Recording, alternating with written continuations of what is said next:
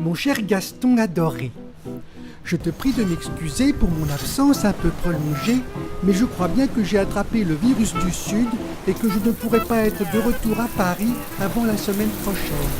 Quoi qu'il en soit, ce petit contretemps a été fort distrayant et intéressant, car j'ai rencontré plein de gens qui désirent à tout prix rentrer dans notre association avec Sylvie On s'aime pour la vie, pour défendre à mes côtés la cause des semences anciennes et reproductibles. Bonjour. Bonjour Marceline.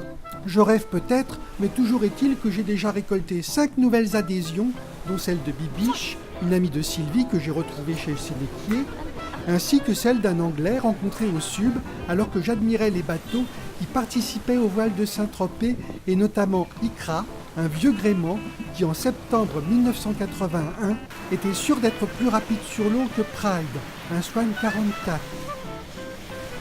Du coup, pour les départager, Patrice de Colmont, qui a ses fermes agroécologiques dont je te parle souvent, les a envoyés après un déjeuner bien arrosé, virer une bouée du haut fond de la Nulargo et remis le soir au vainqueur en guise de trophée un competit en argent provenant de la vaisselle de la Marine nationale. Hello Marceline. Tout le monde s'est alors tellement amusé que l'année suivante, la Nulark était née.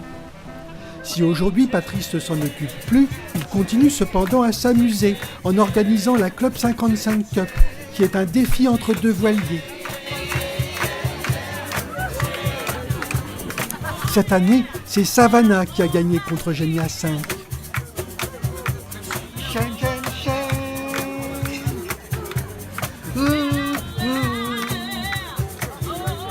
C'est d'ailleurs à cette occasion que Liliane et son mari Peter, le président du Yacht Club de Stade, m'ont invité à venir leur rendre visite cet hiver sur leur montagne suisse, et que le capitaine Max, tel un vieux loup de mer, m'a exposé sa vision de l'écologie.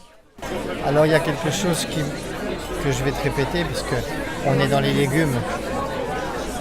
C'est que le nénuphar pousse tout seul, assez vite.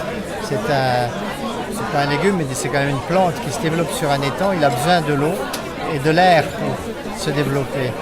Et s'il devient trop grand et qu'il sature sa flaque d'eau, eh bien, il va mourir asphyxié, parce qu'il n'aura plus d'air. Ah bon ? L'eau ne pourra plus réagir avec l'air. Il n'y aura plus de photosynthèse. Et bien, il a le réflexe, et c'est une plante, donc l'immense sagesse, d'arrêter de se développer avant de saturer l'étang. Ah ben c'est sûr. Donc il arrête de grandir. Alors que c'est un exemple qu'il faudrait peut-être comprendre, nous, les êtres humains qui peuplons cette terre, si on veut que ça dure un peu plus longtemps. Savoir se limiter. Ayant maintenant hâte, mon Gaston chéri, de reprendre le train pour te rejoindre dans notre petit nid d'amour parisien, je t'embrasse tendrement en te faisant plein de poutous. Ta petite Marceline des mers.